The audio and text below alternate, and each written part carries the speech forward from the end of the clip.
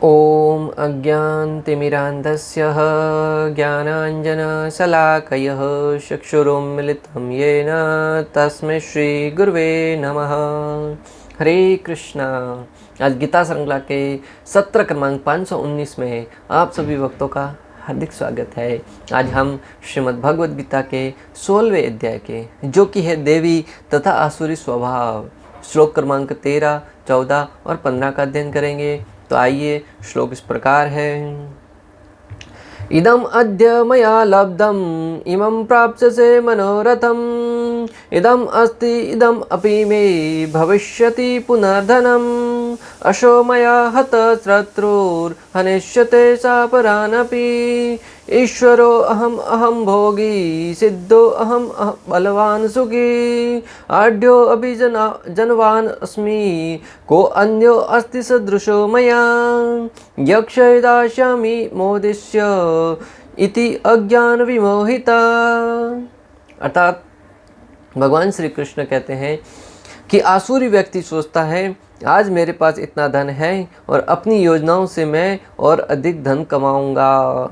इस समय मेरे पास इतना है, किंतु भविष्य में यह बढ़कर और अधिक हो जाएगा। वह मेरा शत्रु है और मैंने उसे मार दिया है और मेरे अन्य शत्रु भी मार दिए जाएंगे। मैं सभी वस्तुओं का स्वामी हूँ, मैं भोक्ता हूँ, मैं सिद्ध शक्तिमान तथा सुखी हूँ, मैं सबसे धनी व्यक्ति हूँ और मेरे आसपास मेरे कुलीन संबंधी हैं। कोई अन्य मेरे समान शक्तिमान तथा सुखी नहीं है। मैं यज्ञ करूँगा, दान दूंगा, इस तरह आनंद मनाऊंगा। इस प्रकार ऐसे व्यक्ति अज्ञानवश मोहग्रस्त होते रहते हैं। बहुत ही सुंदर श्लोक तो विशेष रूप से आज भौतिक कलयुग में तो ये श्लोक पूर्ण रूप से हमारे चरित्र को झकझोर कर रख देने वाला है, हमारी वास्तविकता बताने वाला है, हमें आईना बताने वाला है कि हम कौन हैं और किस उद्देश्य से कार्य कर रहे हैं और हमारा वास्तविक स्वरूप क्या है। भक्तों, प्राय व्यक्ति अपने आप को ही सबसे बड़ा धर्मात्मा हो, सबसे बड़ा दानी हो, सबसे बड़ा ज्ञानी हो या सबसे बड़ा बुद्धिमान मानता है। परंतु जब भगवान श्री कृष्ण आज से लगभग 5000 वर्ष पूर्व और इससे भी पूर्व करोड़ों वर्ष पूर्व जब ये भगवद गीता का ज्ञान सूर्यदेव विवस्वान को प्रदान किया था, तभी भगवान श्री कृष्ण कलयुग के लोगों की मति के बारे में जानते हुए ये ज्ञान प्रदान कर रहे हैं कि प्राय जिस व्यक्ति के अंदर ये गुण हो कि ये मेरा है, ये मैंने अपनी शक्ति से प्राप्त किया है, ये मेरे संबंधी हैं, मैं उनको और मेरे को आनंद करने का अधिकार है, अन्य किसी को नहीं है। मैंने अपनी शक्ति से ये प्राप्त किया है, मैं इस वस्तु का भोग करूंगा। वह मेरा दुश्मन है, मैंने इतने दुश्मनों को मार दिया है और अन्य बाकी बचे दुश्मन हैं उनका भी मैं खात्मा कर दूंगा। ये भाव आज की तारीख में अगर हम देखने जाएं तो निश्चित रूप से आज के कलयुग के जीवों के अंदर पूर्ण रूप से सटीक फिट बैठते हैं। भगवान कह रहे हैं कि इस प्रकार ऐसे व्यक्ति अज्ञानवश मोहग्रस्त होते हैं और ये स्वभाव, ये गुण किसके हैं? आसुरी व्यक्ति के। प्रारंभ में ही भगवान ने कह दिया आसुरी व्यक्ति ऐसा सोचता है। कौन सोचता है? आसुरी व्यक्ति। अगर हमारे अंदर ये गुण आ रहे हैं, ये भाव आ रहे हैं, तो भक्तों हमें कहीं ना कहीं आत्म अवलोकन करने की आवश्यकता है। हमारे अंदर तो ये जब गुण आते हैं हम अपने आप को सर्वश्रेष्ठ मानते हैं, परंतु जो साधु पुरुष है, सर्वश्रेष्ठ पुरुष है, उसके गुणों का वर्णन तो भगवान श्री कृष्ण 1, 2 और 3 श्लोक में किया, उनकी महिमाओं का यशोगान किया। अभी जो वर्णन कर रहे हैं वो आसुरी स्वभाव के गुणों का वर्णन कर रहे हैं। और अगर ये गुण हमारे अंदर है तो कहीं ना कहीं हमें इन गुणों को दूर करने के लिए भगवान श्री कृष्ण के दिव्य नाम हरे कृष्णा कृष्ण कृष्ण हरे हरे, हरे राम राम राम हरे हरे, भगवान के दिव्य नामों का जप करते हुए प्रेम पूर्वक जब हम भगवान श्री कृष्ण के दिव्य नामों का जप करेंगे तब भगवान हमें बुद्धि प्रदान करेंगे ताकि हम इन गुणों को जांच सकें, इनको परख सकें और इनको हमसे अंदर से हटाने के विषय में विचार करके उसके ऊपर कुछ कार्य कर सकें।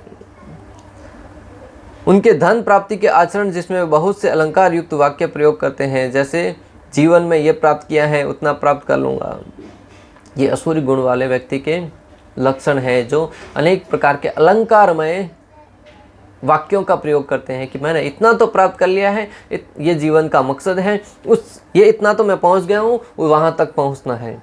ये सब आसुरी प्रवृत्ति के गुण हैं। हिरण्यकशिपु, रावण, कंस। रावण इधर भौतिक जगत में रहते हुए भी सोने की लंका में रहता था भक्तों। कोई साधारण बात नहीं थी। सोने की लंका। आज व्यक्ति के पास सोने का छोटा सा टुकड़ा भी मिल जाए, 100 ग्राम, 200 ग्राम, आधा किलो, 1 किलो, व्यक्ति बड़ा गर्वित हो जाता है, बड़ा सुखी हो जाता है, बड़ा प्रसन्न हो जाता है। दूसरी तरफ रावण की पूरी नगरी है, वो लंका, वो सोने की बनी हुई थी। तो विचार कर सकते हैं उसको वैभव की कहाँ कमी थी। परंतु फिर भी उस राक्षसी प्रवृत्ति को तो देखो, उसकी महत्वाकांक्षा तो देखो भक्तों। वो स्वर्ग तक सीढ़ियाँ बना रहा था कि स्वर्ग में जाऊंगा, आसानी से भोग कर पाऊंगा, और वहाँ के जो देवताओं की संपत्ति है उसको भी अपनी संपत्ति के हड़पने के विचार में मग्न था भक्तों। आज प्रत्येक व्यक्ति अपने धन से कोई सुखी नहीं है। अपना धन कितना भी क्यों ना हो, दूसरे की संपत्ति को हड़पने की भावना में बनी हुई है। और ये आसुरी प्रवृत्ति है जो रावण की थी। अन्यों की संपत्ति को हड़प कर अपने अधिकार में लेना। अपने पास भले कितना ही क्यों ना हो, उसके ऊपर कोई ध्यान नहीं देता है। अन्य के पास कितना है उसके ऊपर ही हमेशा नज़र बनी रहती है, और हमेशा मस्तिष्क में योजना बनाता रहता है, ये न के न प्रकारेण सामने वाले को गिराऊंगा और उसकी वस्तु को मैं प्राप्त करूंगा और उसका भोग करूंगा। भले उस चक्कर में अपनी वस्तुओं का सर्वनाश ही क्यों ना हो जाए, भले उस चक्कर में अपने सारे के सारे योजनाएं हैं वो धराशायी ही क्यों ना हो जाए। रावण प्रमाण है भक्तों, उसके पास इतना धन धान्य था, इतनी सुंदरी यहाँ थी, इतनी अप्सराएं थी, इतना वैभव था, परंतु एक वस्तु माता सीता को प्राप्त करने के गलत इरादे को लेकर जब वो आगे बढ़ा, सर्वनाश हो गया भक्तों। इतिहास प्रमाण है, उसके पास एक एक करके उसके पुत्र, भाई, सगे संबंधी और स्वयं का देह भी साथ नहीं दिया। अनंतो गत्वा उसे अपने प्राणों से हाथ धोना पड़ा। संत सदस्य उसका भाई विभीषण बार बार समझाता रहा, भ्राताश्री आप गलत राह पर हैं, भ्राताश्री आपको ये नहीं करना चाहिए, परंतु अहंकार के मदमस्त में होकर रावण ने उनकी एक न सुनी भक्तों। आज भी जिस व्यक्ति के पास धन धान्य आ जाता है ना, वो किसी की सलाह नहीं मानता है।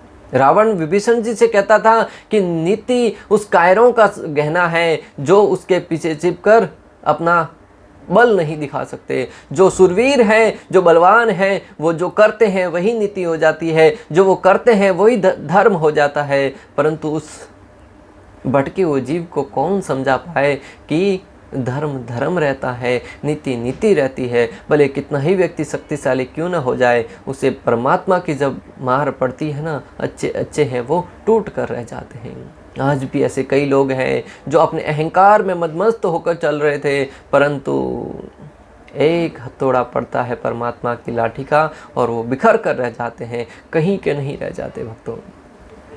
इसलिए हमें चाहिए कि समय समय पर अपना आत्म अवलोकन करते रहें, आचार्यों का मार्गदर्शन प्राप्त करते रहें और भगवान श्री कृष्ण की अहेतु की कृपा प्राप्त करते हुए कृष्ण भावनामृत संग के माध्यम से अपने जीवन को सही दिशा में लेते जाएं। एक व्यक्ति बहुत ही सुंदर समझा रहे थे, जब फ्लाइट उड़ान भरता है तो उसका जाने का जो आने जाने का रास्ता है वो स्पष्ट होता है। यहाँ से उड़ान भरी है, वहाँ तक पहुँचना है। अगर वो किसी मौसम की खराबी की वजह से या किसी कारणवश वो अपने जो यान है उसको अलग दिशा में ले जाए, परंतु उसे विवेक होना चाहिए कि पुनः मुझे जाना कहाँ है, पुनः उसको आगे जाकर अपने ट्रैक पर आना होगा। अन्यथा उसकी उड़ान जाना दिल्ली था, पहुंच जाएगा कहीं और। उसी बात ही हमें अपने जीवन का उद्देश्य पता होना चाहिए कि मुझे जीवन में जाना कहाँ है। भले रास्ते में अनेक प्रकार की रुकावटें आएगी, अनेक प्रकार का मौसम खराब होगा, अनेक प्रकार के व्यवधान आएंगे, परंतु जब हम प्रमाणिक गुरु के मार्गदर्शन में निरंतर अपने मार्ग पर चलते रहेंगे, कभी रास्ता भटकेंगे परंतु पुनः गुरु है वो हमें खींचकर पुनः सही मार्ग पर ले आएंगे और अनंतो गत्वा हम अपने वास्तविक गंतव्य पर पहुंच जाएंगे। मेरे उतने शत्रुओं को मार दिया है, बाकी को भी मार दूंगा आदि उनका वर्णन करते हुए भगवान अब इन 4 श्लोकों में यह कहते हैं कि वे नरक में गिरते हैं। ऐसे असुरी प्रवृत्ति वाले व्यक्तियों के गुणों का वर्णन करते हुए भगवान श्री कृष्ण इन 4 श्लोकों में कह रहे हैं कि ऐसी प्रवृत्ति वाले लोग नरक में गिरते हैं। बहुत ही आगाह करने वाला श्लोक है भक्तों कि ऐसी प्रवृत्तियां हैं तो हम सपने किसी और जगह के देख रहे हैं, परंतु भगवान का सिद्धांत है कि ऐसे लोग नरक में गिरते हैं। मैंने यह क्षेत्र पशु और संतान आदि अपनी बुद्धि माया के उपयोग के द्वारा प्राप्त किया है, और अपनी बुद्धि के उपयोग के द्वारा ही मैं यह दूसरी वस्तु भी प्राप्त करूंगा जो मेरे मन को प्रिय लगती है। वह यह नहीं देख पाता कि सब कुछ भगवान की कृपा से प्राप्त हुआ है। और ऐसा आसुरी प्रवृत्ति वाला व्यक्ति है, वो अपनी शक्ति को ही सब जगह सर्वा मानता है और सब जगह अन्यों की प्रशंसा पाने की अभिलाषा से ही कार्य करता रहता है। उसे यह विवेक नहीं रहता ये सब भगवान की कृपा से प्राप्त हो रहा है, और भगवान चाहे तो एक ही क्षण में हमसे छीन सकते हैं। यह संपत्ति जो मैंने अपनी शक्ति के द्वारा ही प्राप्त करी है वह अब मेरी है, वह यह नहीं जानता कि किसी भी क्षण छीन ली जाएगी। बहुत ही सुंदर सिद्धांत भक्तों।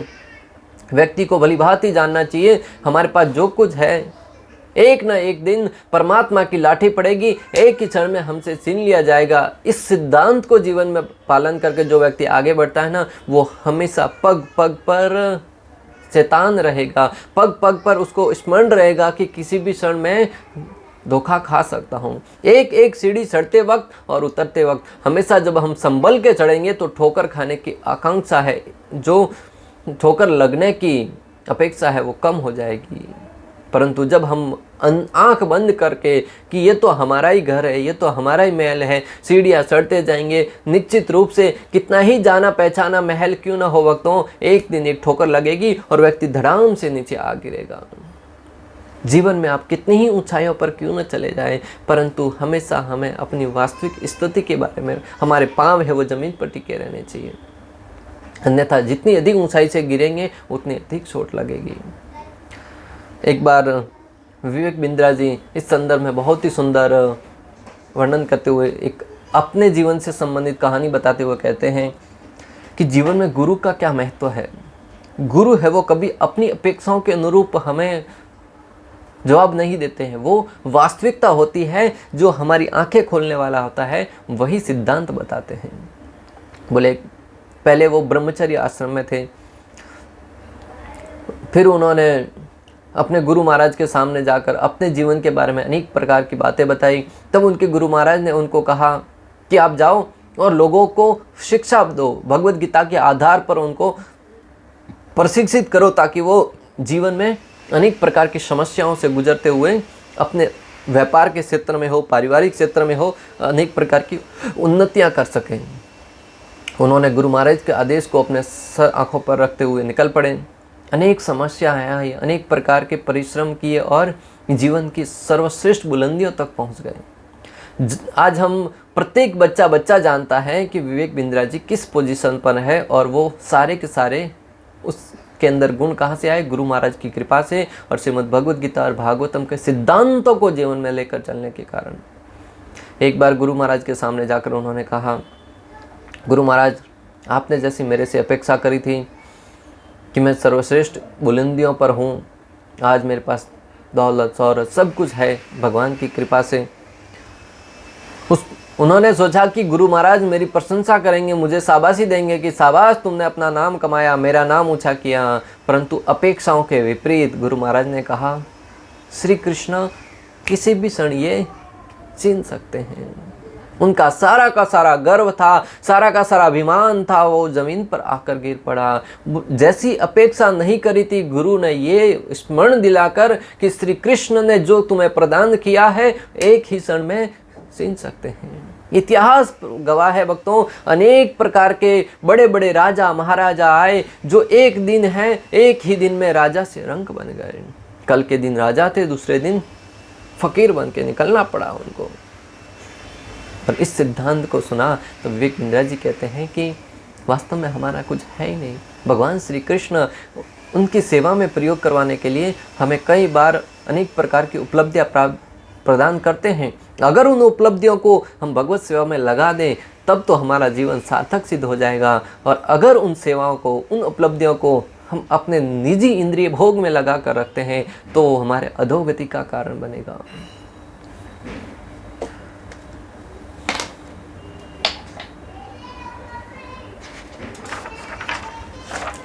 वह यह स्वीकार नहीं करता कि कर्मानुसार और भगवान की कृपा से उसे यह सब कुछ वस्तुएं प्राप्त हुई हैं। ऐसा व्यक्ति यह स्वीकार नहीं कर पाता कि उसके कर्म के अनुसार या फिर भगवान की कृपा से ही यह सब कुछ प्राप्त हुआ है। 16.14 उसकी धन की तृष्णा को प्रदर्शित करके अब भगवान उसके दुष्ट भाव को प्रस्तुत कर रहे हैं।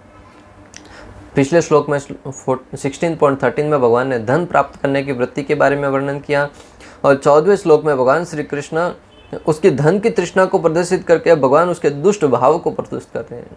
यहाँ पे उसके दुष्ट भाव, अंदर के भाव हैं, वो उसको भगवान श्री कृष्ण यहाँ पर वर्णन कर रहे हैं। मैंने यज्ञदत्त नामक अपने इस शत्रु को अपने श्रेष्ठ बल से मार दिया है। मैं अकेले अपने अन्य शत्रुओं को भी मार दूंगा। यद्यपि उनकी स्त्री और धन को प्राप्त करने की मेरी कोई इच्छा नहीं है, मेरे अलावा कोई जिंदा नहीं रहना चाहिए। ऐसे लोगों के स्वभाव के बारे में वर्णन करते हुए भगवान श्री कृष्ण कहते हैं कि उनका ऐसा स्वभाव रहता है कि मैंने फलाने मेरे दुश्मन को मार दिया है, उनको भी मार दूंगा। हालांकि उसकी पत्नी या उसके धन को प्राप्त करने की मेरी कोई इच्छा नहीं है, परंतु वो मेरे सामने चुनौती बनकर खड़ा है, इसलिए मैं उसको समाप्त कर दूंगा। भक्तों, मात्र और मात्र ईर्ष्या और द्वेष से प्रेरित होकर ही कोई व्यक्ति ऐसा कार्य कर सकता है। कंस, हिटलर अनेक लोगों को वध करवा दिया बिना किसी कारण के। हिटलर का नाम आज भी लोगों के सामने जुबान पर याद है। अनेक लोगों को मृत्यु के घाट उतार दिया। और उसका सेनापति वेजिटेरियन था। वक्तों, नॉनवेज नहीं खाता था, किसी जीव को नहीं मारता था, परंतु करोड़ों लाखों की मात्रा में मनुष्यों का वध करवा दिया। किसी ने उससे पूछा कि आप वेजिटेरियन हैं और मनुष्यों का वध करवा रहे हैं? तब उसका उत्तर था कि ये कोई हायर उद्देश्य के लिए किया जा रहा है। तो इस जगत में प्राय हम देखते हैं कि व्यक्ति के पास किसी भी कार्य को सिद्ध सही ठहराने के लिए कोई न कोई वजह आ ही जाती है, भले वो अनैतिक तरीके से आए या नैतिक तरीके से आए, परंतु वो यह नहीं जानते कि इन सारे के सारे कर्मों का दंड उसे निश्चित रूप से भुगतना पड़ेगा। जो व्यक्ति शास्त्रों को पढ़ता है, शास्त्रों को श्रवण करता है, वह व्यक्ति सचेत रहता है कि एक एक कर्म के लिए उसको उसका फल भुगतना पड़ेगा, और वो ऐसी स्थिति में हर एक कार्य को करते हुए एक एक पग बड़ी सावधानी से आगे बढ़ाएगा, क्योंकि प्रत्येक कार्य हमें कर्म के बंधन की ग्रंथि में बांधता जाता है। इसलिए हमें न तो कर्म करना है, न ही अकर्म करना है, न ही हमें विकर्म करना है, हमें अकर्म करना है, जो हमें पाप और पुण्य दोनों के फल से मुक्त करा सके। कुछ लोग कहते हैं कि भगवान की इच्छा और भाग्य ही जय का कारण है, परंतु मैं अकेला ही स्वतंत्र ईश्वर हूँ और मैं इस कारण से अपनी भोग की सिद्धि का एकमात्र कारण मैं ही हूँ। ऐसे अहंकारी व्यक्तियों के सिद्धांत होते हैं कि कुछ लोग कहते हैं कि भगवान की कृपा से या भाग्य की कृपा से प्राप्त होता है, परंतु वो लोग सोचते हैं कि मैं अपनी शक्ति से ही सब कुछ प्राप्त कर रहा हूँ। और रावण इसका सटीक दृष्टांत है। भक्तों, कंस, हिरण्यकशिपु, ये सारे के सारे दृष्टांत हमें स्पष्ट उल्लेखित करते हैं कि आसुरी प्रवृत्ति के गुण क्या होते हैं। यदि कोई यह कल्पना करना चाहता है कि कोई भगवान है भी तो उसे मुझे ही भगवान के रूप में स्वीकार करना होगा, क्योंकि मेरे अलावा न तो अन्य कोई भगवान उपलब्ध ही है। ऐसे लोगों का मानसिकता होती है कि अगर कोई भगवान उपलब्ध है भी तो सब लोग चाहिए कि मुझे ही भगवान माने। हिरण्यकशिपु भक्तों स्वयं का पुतला बनाकर, स्वयं का विग्रह बनाकर हर जगह लगाया था हिरण्यकशिपु भगवान। सब लोगों से विवश कर दिया था कहने के लिए कि भगवान हिरण्यकशिपु, भगवान हिरण्यकशिपु। ऐसी उसकी मानसिकता थी। 16.15 परंतु मैं देख सकता हूं कि संपत्ति और कुल की दृष्टि से अन्य लोग भी हैं जो तुम्हारे समान हैं, तो तुम ही भगवान कैसे हो गए? मैं अपने प्रयासों से धनवान हुआ हूँ और मैं उच्च कुल से आया हूँ। किसी भी विषय में कोई भी मेरे समान नहीं है। मान लीजिए पिछले श्लोक को पढ़कर प्रश्न आए कि तुम्हारे समान तो और भी कई अन्य लोग शक्तिशाली हैं और तुमसे बढ़कर भी हैं, फिर तुम भगवान कैसे हुए? तब व्यक्ति उसका कारण बताते हुए कहते हैं कि मैं अपने प्रयासों से धनवान हुआ हूँ, मैंने अपनी शक्ति से धन प्राप्त किया, वो तो अपने पिता की संपत्ति को प्राप्त करा। मैं उस कुल से आया हूँ और मैं सर्वश्रेष्ठ कुल से आया हूँ। किसी भी विषय में कोई भी मेरे समान नहीं है, मैं ही अकेला भगवान हूँ। कोई भी व्यक्ति किसी भी क्षेत्र में मुझसे श्रेष्ठ नहीं है, मैं अकेला ही भगवान हूँ। पौंड्रक नामक एक व्यक्ति था जो भगवान श्री कृष्ण के समय में इस धरा पर हुआ, वो अपने आप को कृष्ण का स्वरूप बताता था। कहता था, नकली भुजाएं लगाता था, नकली सुदर्शन चक्र रखता था और नकली अनेक प्रकार के भगवान श्री कृष्ण के सारे कार्य थे वो कॉपी करता था और अपने आप को ही कृष्ण का स्वरूप बताता था और श्री कृष्ण को बहरूबिया बताता था। और उसके संगी जन जो उसके आसपास घूमने वाले थे वो भी उसकी बातों में हाँ मिलाते थे और पौंड्रक को कृष्ण नाम से पुकारते थे। और वो भगवान श्री कृष्ण को कहता है कि तुम नकली कृष्ण हो, तुम अपने इस सद्यावेश को त्याग दो तो तुम्हें मैं क्षमा कर दूंगा। हालांकि भगवान श्री कृष्ण ने सुदर्शन चक्र से उसका गदा काट दिया और उसको उसके पापों का दंड दे दिया।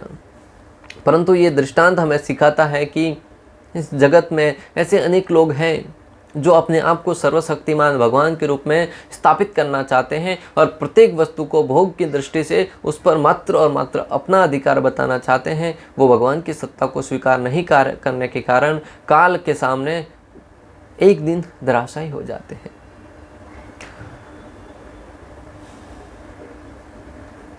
इस प्रकार मोह में पड़कर व्यक्ति नरक में गिरता है और इस प्रकार जिसके अंदर ये सारे के सारे गुण होंगे वह मोह में पड़ जाएगा और मोह में पड़कर वह व्यक्ति नरक में गिरता है। इसलिए भक्तों, संपूर्ण श्लोक का सार यह है कि हम अगर नरक के द्वार पे जाने से बचना चाहते हैं तो हमें शास्त्रों के निर्देशों का पालन करना होगा, गुरु के मार्गदर्शन में अपने जीवन यापन करना होगा। जब शास्त्रीय आदर्शों के अनुसार जीवन यापन करेंगे, निश्चित रूप से जीवन में होने वाले अनेक प्रकार के अकर्म हैं, अधार्मिक कार्य हैं, वो स्वतः ही जीवन से धीरे धीरे दूर होते जाएंगे। और एक दिन ऐसा आएगा जब हम सही दृष्टिकोण के साथ, सही दिशा के साथ हम अपने वास्तविक गंतव्य भगवत सेवा को प्राप्त करने के रास्ते पर चल पड़ेंगे और वो हमारे जीवन की, मनुष्य जीवन की उपलब्धि होगी।